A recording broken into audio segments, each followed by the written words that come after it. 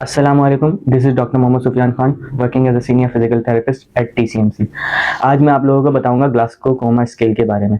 Glasgow-coma scale एक वो scale है जो हमें बताता है कि हम पेशेंट हमारा कितना अलर्ट है या कॉन्शियस है। इसके कुछ पॉइंट्स होते हैं जिनको हमने नंबर में डिवाइड किया हुआ है। इसके अंदर 6 पॉइंट्स होते हैं मोटर रिस्पॉन्स के, और 4 और 5 पॉइंट्स होते हैं वर्बल और आई रिस्पॉन्स के। इसके टोटल 15 पॉइंट्स होते हैं। 8 पॉइंट्स का मतलब है पेशेंट हमारा कोमा के अंदर है, यानी कॉन्शियस नहीं है, और 3 पॉइंट्स का मतलब है अनरिस्पॉन्सिव है हमारा पेशेंट। जैसा कि हमने बात की थी, इसके 3 कंपोनेंट्स होते हैं, आई रिस्पॉन्स, मोटर रिस्पॉन्स और वर्बल रिस्पॉन्स। आई रिस्पॉन्स के टोटल 4 पॉइंट होते हैं, इसी तरह मोटर रिस्पॉन्स के टोटल 6 पॉइंट होते हैं, और वर्बल रिस्पॉन्स के 5 पॉइंट होते हैं। वन पॉइंट ईच, यानी आपका पेशेंट अनकॉन्शियस है और कोमा के अंदर है या डेड है। इसी तरह हम आई रिस्पॉन्स चेक करेंगे कि आई ओपन हो रही है पेशेंट की या नहीं हो रही। दूसरा हम चेक करेंगे कि आई आया के पेन के ऊपर ओपन हो रही है या नहीं हो रही।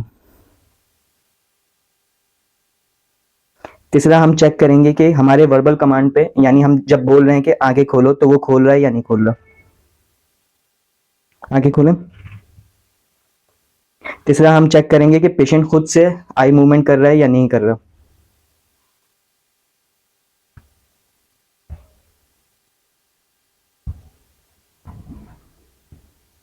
अब इसी तरह आ गया मोटर रिस्पॉन्स। हम सबसे पहले ये चेक करेंगे कि पेशेंट अपना मोटर रिस्पॉन्स कर रहा है या नहीं कर रहा, कोई भी मूवमेंट कर रहा है या नहीं कर रहा। दूसरा हम ये चेक करेंगे कि आया कि हमारे पेन देने पे पेशेंट एक्सटेंशन कर रहा है या नहीं कर रहा।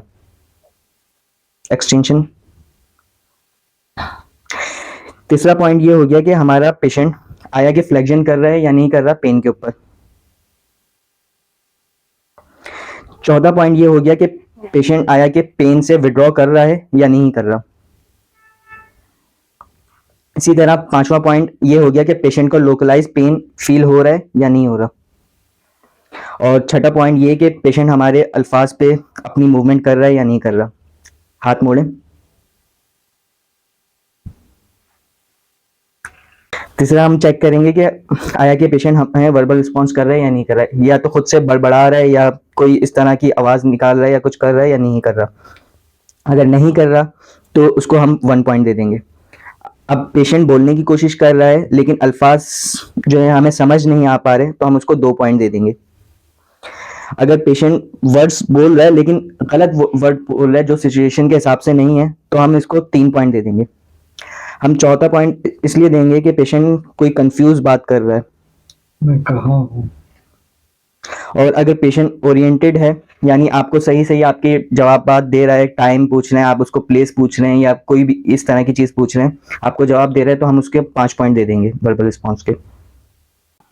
आई होप आप लोगों को समझ आ गया होगा। Thank you for watching.